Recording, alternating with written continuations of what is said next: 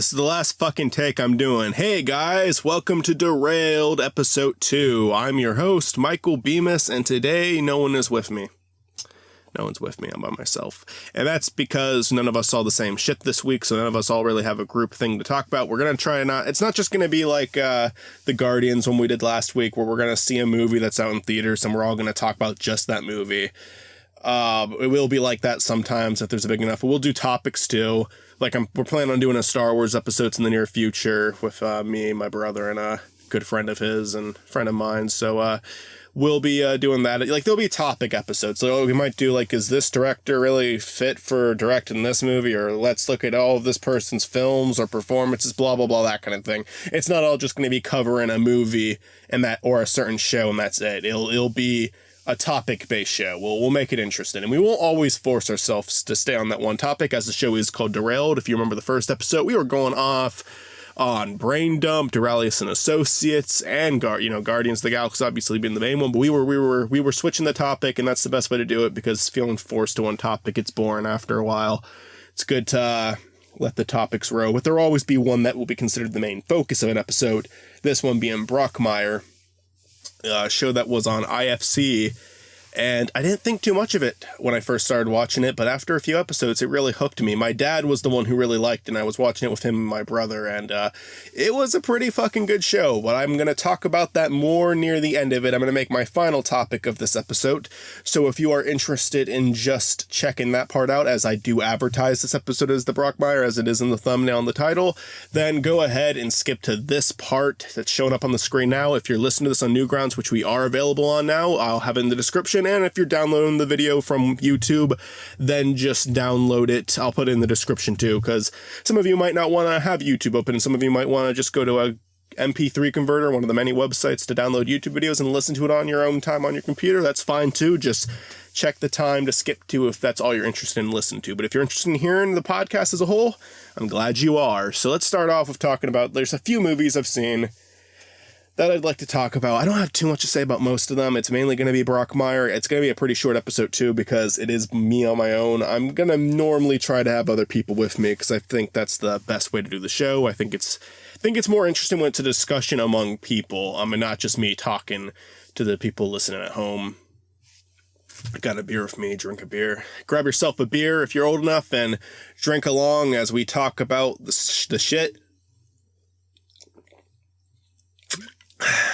Got a Ultra Lime Cactus, good stuff. I should have had a Samuel Adams, because that was the sponsored beer of Brockmire. We have those too. I just realized a big opportunity I missed. I could have also lied and said that's what I had. But you know what? Fuck it. All right, let's talk about La La Land, because that's the first movie I saw since the last podcast, because I saw it on Mother's Day. My mom wanted to watch, and I was like, yeah, sure. It's on my watch list. The movie was built up a bit for me. I heard from a lot of people it was like one of the best movies that was made in 2016, and I was expecting a really good story from it. Visually, it's fantastic. Musically, it's fantastic. I really enjoyed the hell out of it. I thought it was a very fun movie. Story-wise, it's just kind of a bunch of people with their first world problems. Emma Stone and Ryan Gosling, they want to be artists, but they're struggling. And like, I understand, like, it's a follow your dreams movie and like try really hard, even when you fail, like get back up kind of thing. But like, while they're going through their dilemma in the movie, they're also going to nice parties. They're getting where they can drink, and they're in this just lovely area where people are constantly shooting films and whatnot. And their main dilemma in the movie is they keep Emma Stone keeps failing auditions, and Ryan Gosling can't open a club to play the jazz he wants to play. He doesn't want to play any of this modern day shit. He wants to play real jazz. So that's the story you go off of. And like, the way they do it well, and I enjoyed it, and I had fun watching the movie, and I guess that's really all that matters. Calling this one of like the best movies made this year, I mean, I don't know. The other 2016 movies I've seen so far is Split, if you count that as 2016. I think it was only in film festivals in 2016 and then actually got released in 2017 in theaters. So if you count Split, I definitely like Split more. I saw Tickled recently, and that was a way better movie. A lot more interesting. And that was a 2016 film. What else came out in 2016 that I've seen so far? I think Rogue One was 2016, and I liked Rogue One more, too. So La La Land to me was like, from a story perspective, it's as average as you can get. There's nothing wrong with it, but the only thing that stood out to me in the entire movie, with story-wise, was the ending scene. The ending scene was beautiful, original, and I loved everything about it. It was extremely well done, and visually throughout the entire film, it's great. Like, the color scheme is wonderful. It has its own unique design to it. It has its own unique feel to it, and I think the music is very good. Granted, I did watch this movie with some annoying people. I will give my mom a complete pass because it was Mother's Day, but people who talk over the movie and then ask questions. I'm sorry. I'm trying to avoid that. I'm drinking a beer, though. I can't handle it, apparently. People who talk over a movie, though, like, and then ask questions, that's annoying. That's very annoying. And then you have my dad throughout the whole movie going on about jazz sucks balls. It's the worst type of music. And, like, I don't agree with that. I'm fine with people hating jazz. I'm not a big jazz guy myself. I do appreciate it. I do not dislike it. It's not something that I normally would listen to, but I can listen to it and completely understand why other people do like it, and completely understand how much work has to go into it, especially after watching fucking Whiplash. But, like, it's just shit like that. Maybe I need to rewatch the movie without people around. People tend to ruin movies. It's like, there's movies to watch with people, and then there's movies to watch by yourself. La La Land, honest to God, if you want to enjoy it, I think you should watch it by yourself. Just fully get invested in the visuals and emotions of the film. I feel like the movie is definitely more of an emotional experience than a story experience. Like, again, a really wonderful story out of it. But the emotions are strong within the film. I do like the music a lot. I think that Emma Stone and Ryan Gosling both sing wonderful. Like, they have wonderful singing voices throughout the movie. And I guess they don't really sing ever. This is kind of like a new thing for them. It's like a first time thing for them, because they're not normally people who are, they don't normally sing in movies. They don't do a lot of musicals or anything. So it's kind of like the director of La La Land took two people who couldn't sing and made them sing. And that's fantastic, because Emma Stone had a fucking beautiful voice in this movie. I thought she was wonderful. Because then you have, like, people also talking about Beauty and the Beast, where they got Emma Watson, who can't sing, and auto-tuned her voice to make it sound better. I haven't seen Beauty and the Beast yet. I just know that a lot of people aren't very crazy for her singing voice in that. I don't really plan on seeing Beauty and the Beast. Maybe I'll listen to the soundtrack just to get an idea of what they're talking about, see if I agree or not. But Emma Stone had a lovely voice, and I think her and Ryan Gosling were both gave fantastic performances. And I'm also glad that the movie tended to focus on them more than anything else, because that, like, it really allowed the two characters to develop. There's not a bunch of there's a lot of characters in the movie, but all of them, none of them except for maybe Ryan Gosling's old friend who he joins the jazz band with, none of them really have a significant role in the movie. They're just small parts for small scenes, and it works perfectly that way, because it really should be about these two characters.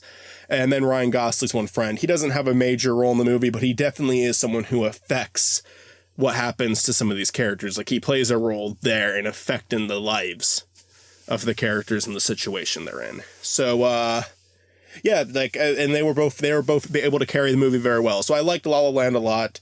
I wonder if the people who were praising it were keeping story in mind at all, because to me, really, again, it's just emotional experience. Story-wise, you're not going to get anything that original.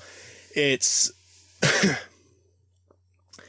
it's almost like a fish out of water story. Not quite, but it's like someone who wants to be something else, and then at the end of the movie, like, and nobody really accepts it, but then at the end of the movie, people do accept it. It's like, but again, that's not what the movie was about. The movie was about Emma Stone. I'm sorry, I don't remember their names. I should. Emma Stone and Ryan Gosling, their chemistry and their dreams, and just the emotions of all of it, and just enjoying some good music, because I do think the music was well done. And again, visually, it was wonderful. I can't really rate La La Land because, again, I feel like I need to rewatch it in a quiet room. But I did enjoy it. So after that, I already talked about Tickled a little bit. I don't have a lot to say about Tickled. It's just an interesting documentary. I'd recommend it. I definitely think my only issue with Tickled at all, like, because it's a movie about competitive tickling, which sounds bizarre, but trust me, it's interesting. It gets interesting really fast in the movie, and only gets darker and darker and more mysterious with, like, things. It's like, it's like a good mystery story where you're trying to find out like the mysteries behind something, but it's real life. So that just makes it all the more interesting. And the conclusion they come to is very interesting. And I think the ending scene was perfect. I know I'm being vague right now. I'm being so vague with this one because I don't want to give anything away. I think you should see it. And I think giving just the slightest thing away would be too much. There is one scene I'll talk about, which is the one scene I'm not too, I like the scene at first, but it goes on a little too long.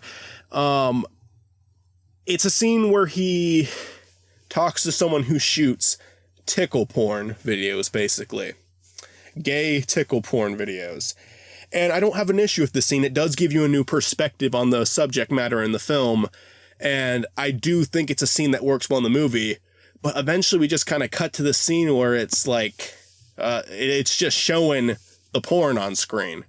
And it does that for a while. And like, if that's your thing, that's fine, dude. I don't really want to watch that for like 4 minutes though. I'm ready to move on to the next scene. Like, it's just like, it's a montage starts. You hear music and it starts playing the stuff in slow motion. I'm like, okay, I went from watching a interesting documentary to gay porn. Cool. It's just, again, nothing wrong with that sort of thing if that's your thing, but I don't want to watch it.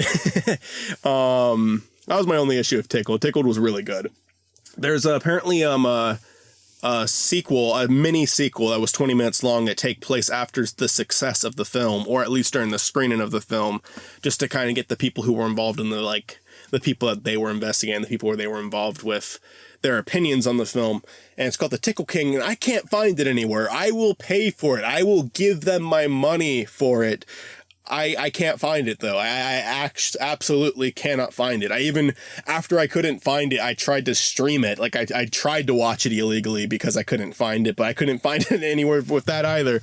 I normally do pay for the stuff I watch, so that's maybe I just suck at streaming. But yeah, give me an option, guys. Maybe I'm just a dumbass. Maybe there's a really easy way to find it, and I'm being a fucking dipshit about it. Maybe it's an extra on the DVD. I did rent it from YouTube. I didn't buy it. I just rented.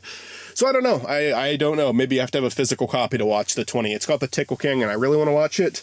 I'm very curious, but I am yet to be able to. So give me a source, guys. Give me a source if you're watching this. What's next? What's next on the list? Okay, I saw Snatch yesterday.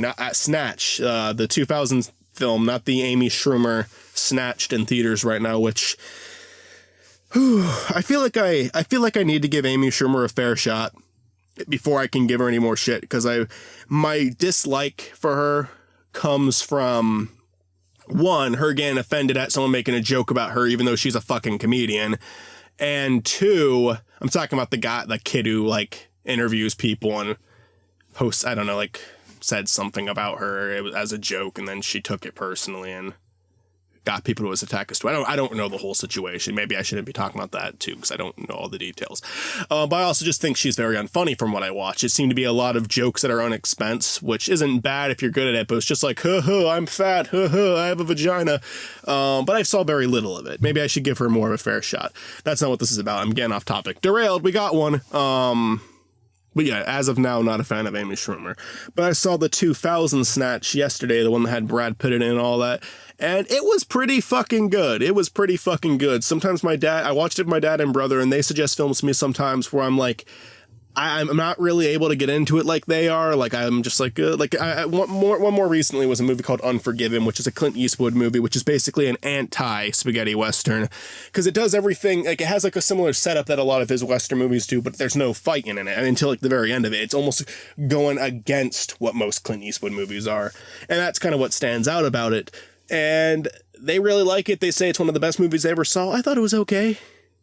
I say like 6 out of 10 is fair for that one. I thought and like I looked at what critics said, and like, it's praised. It is praised by critics. I'm seem to be alone with just saying it's decent. I thought it was okay. I thought it was a good movie, but maybe I'm just not into Westerns. I haven't seen a Western that I have especially loved. So it could just be me having an issue with Western movies. I don't know. Because even though it's like an anti-spaghetti Western, it's still a Western film. It still takes place in the West. It's still cowboys. It's still all that stuff, I don't know if it's fair to call them cowboys, but it still gives you very much a cowboy vibe, if you know what I'm saying.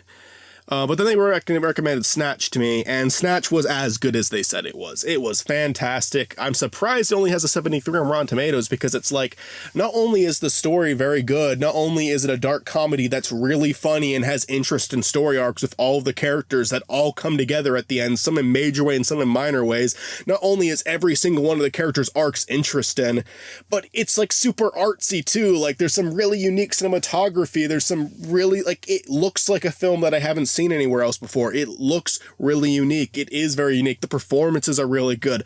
I loved it. I freaking like loved every second of it. I thought it was fantastic. I thought it was super entertaining.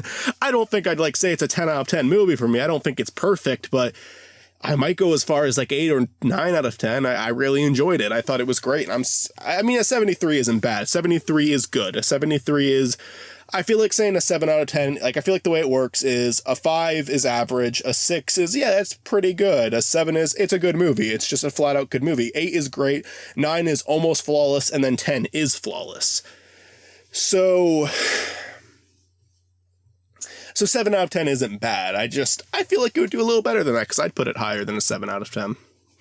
I would put it higher than a 7 out of 10. All right, that's all I've about Snatch. I don't want to go into many details of that movie. Just saw it. I might need to rewatch it a few times before I can really delve into it. Let's talk about, well, I guess it's time to talk about Brockmire. I got that stuff out of the way. I've been watching Better Call Saul, and I really love that show, and I'll definitely do a podcast on season 3, probably with my good friend Zachary, who also watches it, of Ziff Prod. Check his channel out. It's good shit. So, about to talk about Brockmire. I'm going to take a sip of beer.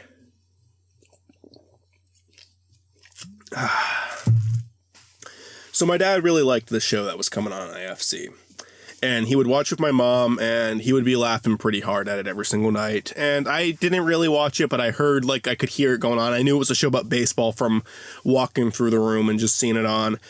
And I was interested to an extent, but it kind of just looked like another simple comedy. And I don't know, I kind of like shows with story arcs to them. There's a few shows that don't have story arcs that I can get really into. Like, I really like Bob's Burgers, and that's episodic. I like Rick and Morty. There is a little bit of story in Rick and Morty, especially now with like the 3rd season, at least what it seems like with the 3rd season. But it's still, for the most part, is episode by episode. It's like, I like shows like that. It doesn't have to have big story arcs. But oh God, I apologize. I apologize for my burpiness. I wasn't all that interested, though, is basically what I'm trying to say. And then then after, God, I'm going to lose my train of thought now. And then after, like, 3 episodes of the show, my dad had, like, just told me one night, hey, do you want to watch Brockmire? I was like, yeah, fine, let's watch it. So I watched the first one. He's laughing a lot more than I am, but I'm still getting a few laughs. I thought it was pretty good. I kind of like the setup. Basically, it's about, for those of you who don't know who are tuning in, it's about a guy, an old announcer for baseball games, and his wife slept with someone else, and now he gets angry about that, and I'm going to do such a bad job of explaining this, I'm sorry. And he gets angry, and he has an outburst on television, and he loses his job over it, and now it's 10 years later, and he's trying to get back into the game. But he has to start off in this like really cruddy small town, and he's very unhappy there. And then there he meets 2 others, and I'm trying to remember their names now. I'm gonna be so bad at this. I'm gonna look it up. I'm on a computer, might as well look it up. So he meets a girl who basically is the one who gets him to come there and hires him to do their games. And there's this kid who's with him, who basically handles all the social media and helps him get his name out there. And I'm about to see what the names are. Is there a cast list? Come on, help me out here. I was expecting it to pop up right when I typed it in, but no. It's doing very well. Got 94% on Rotten Tomatoes. Okay, so it's Jim Brockmire, Jules, Charles, and okay, that's it. That's good. That's all I really need. Those are the 3 main ones. So you got the first couple episodes, like I was laughing a little bit, but I still didn't think that much of it. I thought that the way it was shot looked very nice, though. I liked the kind of old style color grading it used. It looked good. It looked like something like what an older film would And I liked it, and I liked the characters. I thought Charles, Jules, and Brockmire both were good characters to focus on. I enjoyed them. Apparently, it's based off a Funny or Die sketch, and I haven't seen that. I haven't watched Funny and Die in a couple of years, but it's funny as shit when I did watch it. But yeah, apparently Brockmire is based off a skit, a run-in skit that was done, and what got me interested pretty early in the first episode, though, is that this series, the person who plays Jim Brockmire is Hank Azaria. And for those of you who don't know, Hank Azaria is the voice of like half of the Simpsons characters. And he's also the one that I believe often criticizes the series all the time. Like he's more of a critic of the series than any of the voice actors are. If I'm getting that right, I'm pretty sure that's him. He almost quit. And then he didn't. But yeah, he voices like, which ones does he voice? He voices most Sislak. God. Chief Wiggum Apu. I'm trying to remember all the characters he voices. He does Comic Book Guy. He does Carl. He does Cletus, Professor Frink, Dr. Nick. He does Snake. He does Disco Stew, all those good guys. And I grew up watching The Simpsons. I still watch to this day. I love it. And I was like, oh, cool. It's Hank Azaria. And I could kind of start to hear that in his voice, but he does a really good job with this performance. He doesn't sound like a Simpsons character. And he was a very enjoyable main character. I'm kind of sucking right now. I got to step it up. It's hard to talk about a show when you don't have full time to talk about, like when you don't have like full time to think it out. I'll just kind of make it quick. So like the first couple episodes I wasn't that into. I thought were great. I thought were okay, but I didn't think they were great. I was not especially into the series yet. I'm pretty sure the second episode was just kind of about Jim and Jules. Every time they had sex, they won a game, so they kept doing it. Shenanigans ensue. The third episode, I'm pretty sure, was the Kangaroo Court episode, which my dad was dying of laughter during, and I was like, okay, it's kind of funny. There's some good moments. The fourth episode, there was the one where it had a bunch of riots in the stadium. Again, my dad and brother especially love this one. I think it's their favorite of the series, and I laughed, but I wasn't laughing hysterically. And then I think the fifth one is the one that finally started to get me.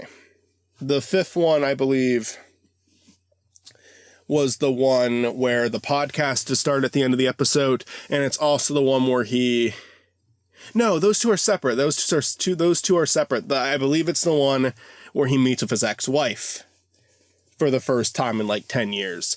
And that one I thought was really fun. That's kind of when I was like getting in with them. And I started to appreciate the show more because they were starting to tell more of a story with this character. They were starting to develop him more. You started to kind of see his affection that he once had for his wife. You kind of see the anger that's been building up for all these years. You kind of see this connection he's grown to Jules. In the next episode, it's the podcast episode. It's kind of where he's starting to get his name back out there again. He has an interview on TV. It doesn't go anywhere, unfortunately. Then he starts a podcast that's really starting to hit big. So he's kind of making it back up. There's a character arc for this character, and it's aside from being really funny, they do have an arc, they do have a story, and that is what started to get me more interested. And as I started to kind of understand this character Jim Brockmire better, he became funnier to me. Just rewatching the first couple episodes, I actually laugh more now just because I understand the character better now. And I really enjoyed what they're doing with him. There's the beginning of the episode where he which one is it? Is the one where after the podcast episode, because there's the ex-wife, there's the podcast one where he's about to go back on TV. Then there's the pregnancy one. That's right. The next one is the pregnancy one. And that's the one that has a flashback of him as a kid. So again, you're getting more development on this character, seeing what his childhood is like, seeing almost maybe how he kind of turned into this character that he is now with the way his father was. And that episode was fucking hilarious. I fucking loved it. If you see a random line, no thank you, I'm fine. I love that. I love that shit. the conversations with Jim and the doctor at the abortion clinic, and Jules too, of course. So funny. It's another episode that made me really like Jules too. I never disliked her at any point of the show. I always thought she was great too. But like she like had so many highlights in that episode. It was so funny. There's a freaking baby that just had an awful fucking scream. That was great. And yeah, Charles, one of the funnier episodes of Charles too. I know it wasn't a major part of it, but I like him playing ball with Jim. I thought that was a funny scene. Say theoretically I'm a father. Yeah, no, you would be a horrible father. Don't do that. Good stuff.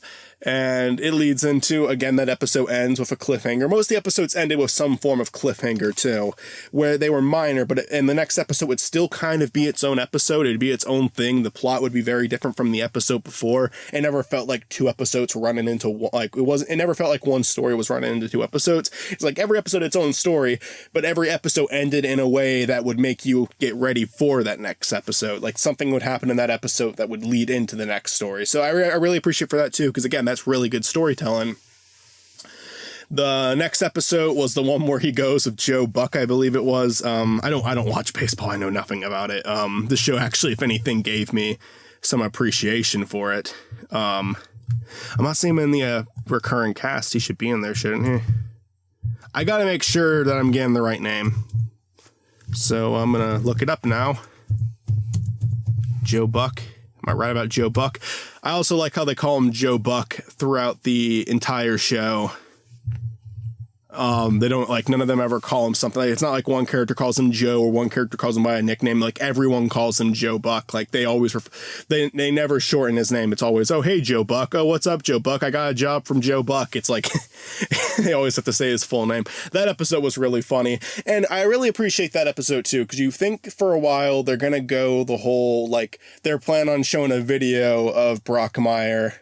And you think when you're watching the episode that they're going to go with the route of where it's going to be a video where it's really insulting, showing his most embarrassing and degrading moments. And to an extent, it is that, but it does it in a very different way because it's not them trying to be assholes. It's not like, you almost feel like they're going to go with one of those like freaking high school stories where like, oh, this kid's hanging out with the cool guys now, but then they're going to turn on him because it's all just a big prank. I was so afraid they're going to go that route because I thought that was going to be the lamest fucking thing ever. Instead, they take a more creative and funny route with it, where they do show all this footage of him being degrading himself, but they're not trying to insult him with it. They're trying to show how entertaining he is, and that's when Brockmire realizes, holy shit, I've always been this way. This is the way I've always been. It's not that he's this person now and he's trying to return to greatness. He's always been the same person. He never changed, and I thought that was really clever. Again, very good for character arc. And I know it's a comedy. Maybe I'm looking too much into the character. But again, really good as a character arc, but also just fucking funny. Just really fucking funny. I loved it. And then the last episode is a fantastic way to go out. It's the last game that Brockmire does for their stadium. And everyone drinks a beer, as hence the title, which, speaking of which... So yeah, everyone's drinking a beer every time someone hits a ball, drink a beer. Every time someone pitches a ball, drink a beer. Every time you look over and see someone drinking a beer, you also have to drink a beer. And he gets really drunk and he starts running on the field during the middle of the game. And yeah, it was a great finale. And it has a really more serious scene with him leaving and Jules being very upset. And apparently Charles is going to be with them. And season 2 got confirmed, and I'm not surprised at all, and I really enjoyed it. And I know when I started talking about Brockmire, I was kind of like saying all the generic shit, and I wasn't doing very good. I'm happy I was able to end a little stronger there. I do apologize for like freezing up a bit. It's a show that I really enjoyed, but it's also a show that I haven't really taken much time to like think of what my real thoughts on it are. So I'm kind of like expressing that more now. Again, not the best way to do it, but I won't do it again. But I really liked Brockmire. I thought Brockmire was really funny. I'm very happy for Hank Azaria to have a role like this because I know he isn't always too crazy for what he's given on the Simpsons script-wise. And I think this is a really good role for him. And I think it's a really good role for everyone on there. That, like Charles, I've seen that actor before. I've seen him before. I believe he was like on some cringy Nickelodeon or Disney Channel show. I might be wrong about that. And I'm glad he's getting something better. I am glad he's getting something better. He's likable on the show too. Jules is great. I don't think I've ever seen her on anything else.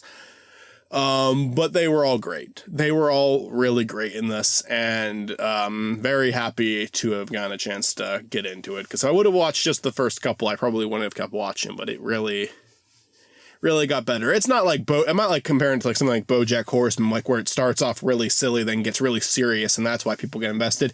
It's like good from the start.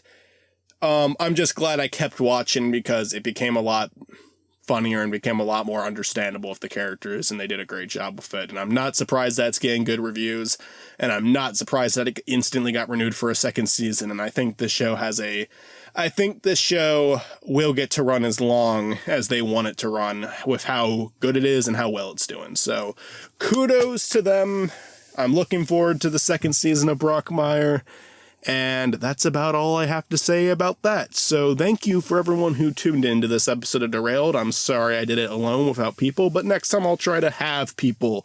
And I'll try not to do too many episodes by myself because I really would like this to be like a group podcast. So yeah, that's really all I have to say for this episode. I hope you enjoyed listening to it, and I will see you guys next time. Check us out on Newgrounds. Help us get scouted so our show can be available for download. And if you're listening to some Newgrounds, do the same.